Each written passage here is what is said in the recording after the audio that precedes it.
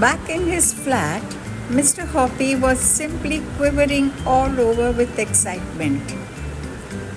Your slave for life, he kept repeating to himself. What bliss! But there was a lot of work to be done before that happened. The only furniture in Mr. Hoppy's small living room was a table and 2 chairs. These he moved into his bedroom. Then he went out and bought a sheet of thick canvas and spread it over the entire living room floor to protect his carpet. Next, he got out the telephone book and wrote down the address of every pet shop in the city. There were 14 of them altogether. It took him 2 days to visit each pet shop and choose his tortoises. He wanted a great many, at least 100, perhaps more, and he had to choose them very carefully. To you and me, there is not much difference between one tortoise and another. They differ only in their size and in the color of their shells. Alfie had a darkish shell, so Mr. Hoppy chose only the darker shelled tortoises for his great collection. Size, of course, was everything. Mr. Hoppy chose all sorts of different sizes, some weighing only slightly more than Alfie's 13 ounces, others a great deal more, but he didn't want any that weighed less. Feed them with cabbage leaves, the pet shop owner told him. That's all they need, and a bowl of water. When he had finished, Mr. Hoppy, in his enthusiasm, had bought no less than 140 tortoises, and he carried them home in baskets, 10 or 15 at a time. He had to make a lot of trips, and he was quite exhausted at the end of it all. But it was worth it. Boy, was it worth it! And what an amazing light his living room was when they were all together. The floor was swarming with tortoises of different sizes, some walking slowly about and exploring, some munching cabbage leaves, others drinking water from the big shallow dish. They made just the faintest rustling sound as they moved over the canvas sheet, but that was all. Mr. Hoppy had to pack his way carefully on his toes between this moving sea of brown shells whenever he walked across the room. But enough of that. He must get on with his job. Mrs. Silver had a part-time job. She worked from noon until 5 o'clock every weekday afternoon in a shop that sold newspapers and sweets. That made things a lot easier for Mr. Hoppy. So, on the first exciting afternoon, after he had made sure that Mrs. Silver had gone to work, Mr. Hoppy went out on in his balcony, armed with his long metal pole. He called this his tortoise catcher. He leaned over the balcony railings and lowered the pole down onto Mrs. Silver's balcony below. Alfie was basking in the pale sunlight over to one side. "Hello, Alfie," Mr. Hoppy said. "You're about to go for a little ride." He wriggled the tortoise catcher till it was right above Alfie. He pushed the hand lever so that the claws opened wide.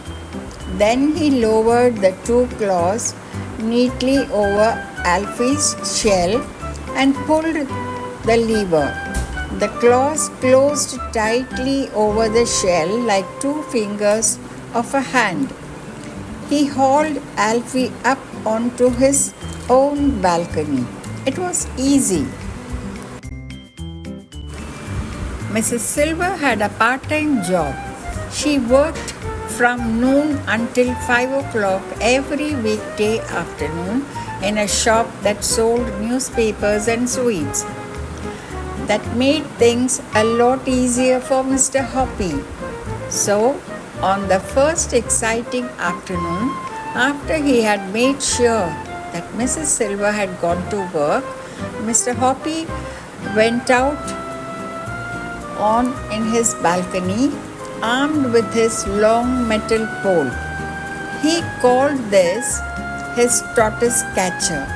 He leaned over the balcony railings and lowered the pole down onto Mrs. Silver's balcony below. Alfie was basking in the pale sunlight over to one side. "Hello, Alfie," Mr. Hoppy said. "You're about to go for a little ride." He wriggled the tortoise catcher till it was right above Alfie. He pushed the hand lever so that the claws opened wide. Then he lowered the two claws neatly over Alfie's shell and pulled the lever. The claws closed tightly over the shell like two fingers of a hand. He hauled Alfie up onto his own balcony. It was easy. Mr. Hoppy weighed Alfie on his own kitchen scales just to make sure that Mrs. Silver's figure of 13 ounces was correct. It was. Now, holding Alfie in one hand, he picked his way carefully through his huge collection of tortoises to find one that, first of all, had the same color shell as Alfie's, and second, weighed exactly 2 ounces more. 2 ounces is not much. It is less than a smallish hen's egg weighs.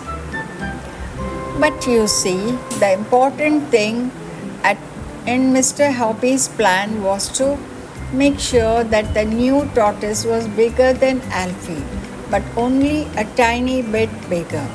The difference had to be so small that Mrs. Silver wouldn't notice it. From his vast collection, it was not difficult for Mr. Hoppy to find just the tortoise he wanted. He wanted one that weighed 15 ounces exactly on his kitchen scales, no more and no less. When he had got it, he put it on the kitchen table beside Alfie, and even he could hardly tell that one was bigger than the other. But it was bigger. It was bigger by 2 ounces. This was tortoise number 2. Mr. Hoppy took tortoise number 2 out onto the balcony and gripped it in the claws of his tortoise catcher. Then he lowered it onto Mrs. Silver's balcony, right beside a nice fresh lettuce. Tortoise number 2 had never eaten tender, juicy lettuce leaves before. It had only had thick old cabbage leaves. It loved the lettuce and started chomping away at it with great gusto. There followed a rather nervous 2 hours wait for Mrs. Silver to return from work. Would she see any difference between the new tortoise and Alfie? It was going to be a tense moment. Out onto her balcony swept Mrs. Silver. "Alfie, my darling," she cried out. "Mummy's back. Have you missed me?" Mr. Hoppy, peering over his railings, but well hidden between 2 huge potted plants, held his breath. The new tortoise was still chomping away at the lettuce. My, Alfie, you do seem hungry today, Mrs. Silver was saying. It must be Mr. Hoppy's magic words I've been whispering to you. Mr. Hoppy watched as Mrs. Silver picked the tortoise up and stroked his shell. Then she fished Mr. Hoppy's piece of paper out of her pocket and, holding the tortoise very close to her face, she whispered, reading from the paper. Esio Trot, Teg, Regib, Regib. Emma, no, Esio Trot. Walk through, foot through, just through, nipple through, wall through, use through, egg Elsa, Futz, plug. Tuck not tough, Esio Trot, tuck not tough. Teg no, elbow, duff. Mr. Hoppy popped his head out of the foliage and called out, Good evening, Mrs. Silver. How is Alfie tonight? Oh, he's lovely, Mrs. Silver said, looking up and beaming. And he's developing such an appetite. I've never seen him eat like this before. It must be the magic words. You never know, Mr. Hoppy said darkly. You never know. Mr. Hoppy waited 7 whole days before he made the next move. On the afternoon of the 11th day, when Mrs. Silver was at work, he lifted tortoise number 2 from the balcony below and brought it into his living room. Number 2 had weighed exactly 15 ounces. He must now find one that weighed exactly 17 ounces, 2 ounces more. From his enormous collection, he easily found a 17-ounce tortoise, and once again, he made sure the shells matched in color. Then he lowered tortoise number 3 onto Mrs. Silver's balcony. As you will have guessed by now, Mr. Hoppy's secret was a very simple one. If a creature grows slowly enough, very slowly indeed, then you'll never notice that it has grown at all, especially if you see it every day. It's the same with children. They are actually growing taller every week, but then mothers never notice it until they grow out of their clothes. Slowly does it, Mr. Hoppy told himself. Don't hurry it. So, this is how things went over the next 8 weeks. In the beginning, Alfie weighed 13 ounces. End of the first week, tortoise number 2 weighed 15 ounces. End of the second week, tortoise number 3 weighed 17 ounces. End of the third week, tortoise number 4 weighed 19 ounces. End of the fourth week, tortoise number 5 weighed 21 ounces. End of the fifth week, tortoise number 6 weighed 23 ounces.